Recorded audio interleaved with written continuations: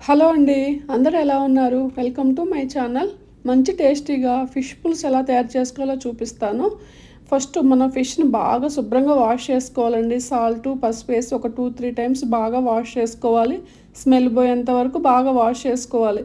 ఇంక తర్వాత మనం ఫిష్ పులుసు కదండీ! ఇంక మంచి వెడల్పాటి కడాయి ఒకటి పెట్టుకోవాలి. దీనికి మస్ట్ అండ్ షుడ్‌గా మస్టర్డ్ ఆయిల్ ఉండాలండి. ఇంక తర్వాత మెంతులు కూడా యాడ్ చేసుకోవాలి. వీటికి అవేనండి మంచి టేస్ట్ వస్తది ఫిష్ పులుసుకి.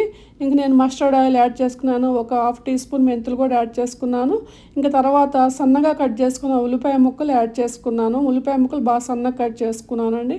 ఇంక తర్వాత గ్రీన్ చిల్లీ యాడ్ చేసుకున్నాను. ఇంకా కొంచెం ఈ సాల్ట్ వేసుకొని బాగా మగ్గించుకోవాలి.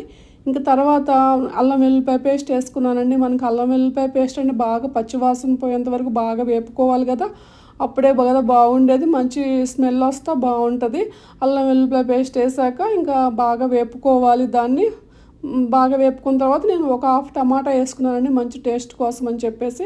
హాఫ్ టమాటా కూడా బాగా ఉడికించుకోవాలి. బాగా వేపుకుంటే బాగా ఉడికించుకోవాలన్నమాట. ఇంకా అవి కూడా బాగా వేగిపోయింది కదండి. తర్వాత నేను ఫిష్ ముక్కల్ని బాగా ఉప్పు, పసుపు, కారం వేసి నానబెట్టి పెట్టుకున్నానండి ముందుగానే. ఇంకా చూసారా ఇంకా అవి యాడ్ చేసుకున్నాను. ఇంకా అవి యాడ్ చేసుకున్న తర్వాత మనం చింతపండు నానబెట్టుకుంటాం కదండి. ఇంకా చింతపండు బాగా పిండేసుకొని ఇంకా ఈ చింతపండు వాటర్ పోసుకోవాలి. ఇంక మనకు తెలుస్తుంది కదండి మనకి ఫిష్ని బట్టి ఎంత చింతపండు వేసుకోవాలి అలా అని చెప్పేసి ఇంక నేను అలా చేసుకున్నాను. చూసారా నేను ఇంకా చింతపండు వాటర్ యాడ్ చేసుకున్నాను. ఇంక తర్వాత సరిపడినంత సాల్ట్ యాడ్ చేసుకున్నాను. కారం కూడా యాడ్ చేసుకున్నాను. ఇంకా పసుపు కూడా యాడ్ చేసుకున్నానండి. ఇంకా నేను నాన్ వెజ్ కర్రీకి పసుపు కొంచెం ఎక్కువే వాడతాను. ఇంక ఇవన్నీ బాగా కలిసేంత వరకు ఇంక బాగా కలుపుకోవాలండి. చిన్నగా మనం ఆ గరిటెతోనే చిన్నగా కలుపుకోవాలి.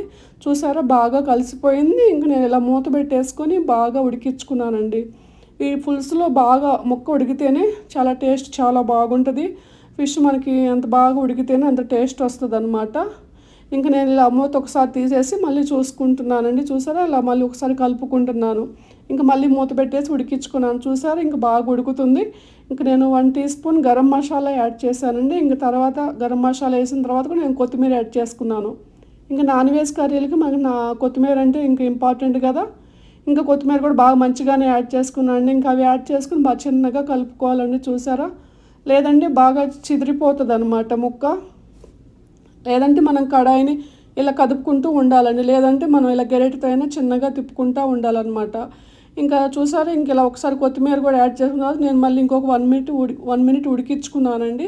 ఇంకా అలా ఉడికించుకుంటే బాగుంటుంది కదా టేస్ట్ అయితే. ఈ ఫిష్ పులుసు ఏంటంటే రైస్లోకి బాగుంటుంది, చపాతీలకు కూడా బాగుంటుంది. ఇంకా నెక్స్ట్ డేస్కి ఇంకా సూపర్గా ఉంటుందండి.